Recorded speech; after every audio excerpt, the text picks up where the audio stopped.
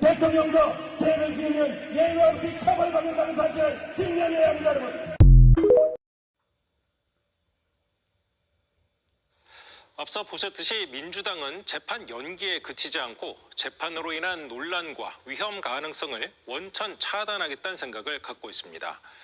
이재명 후보가 당선되고 민주당이 대통령 재판 정지 법안을 통과시킨다면 지금 이 후보가 받고 있는 재판은 임기가 끝날 때까지 모두 중단됩니다. 김태훈 기자가 보도합니다. 이재명 더불어민주당 대선 후보가 받고 있는 재판은 모두 5개. 병합되기 전 사건 기준으로는 8개에 달합니다.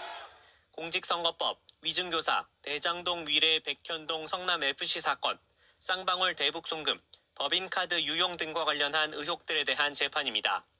이 중 2022년 가장 먼저 재판에 넘겨진 공직선거법 위반 사건은 최근 대법원의 판단까지 나왔지만 유죄 취지 파기환송으로 아직 판결이 확정되지 않았습니다.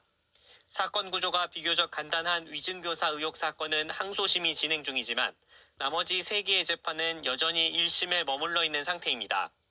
특히 대장동 관련 재판은 4가지 사건이 병합돼 1심 재판조차 언제 끝날지 기약이 없습니다.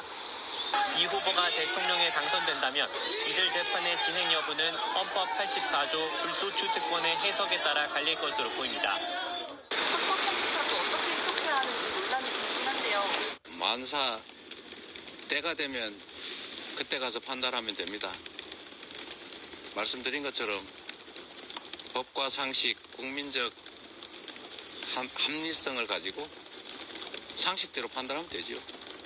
하지만 더불어민주당이 추진하고 있는 형사소송법 개정안이 통과된다면 이들 재판은 이 후보의 당선과 동시에 멈춥니다. 개정안은 피고인이 대통령에 당선된다면 임기 종료까지 모든 재판을 정지하도록 규정하고 있기 때문입니다.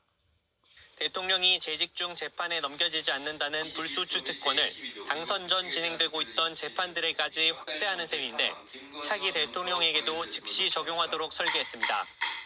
이에 대해 법원행정처는 입법 권한이라며 의견 표명을 자제했지만 법무부는 자격이 없는 피고인으로 하여금 부당하게 임기를 보장하여 대통령직이 범죄의 도피처로 전락할 우려가 있다면서 사실상 반대 의견을 냈습니다. 이 후보가 당선된다면 피고인 신분으로 대통령이 됩니다.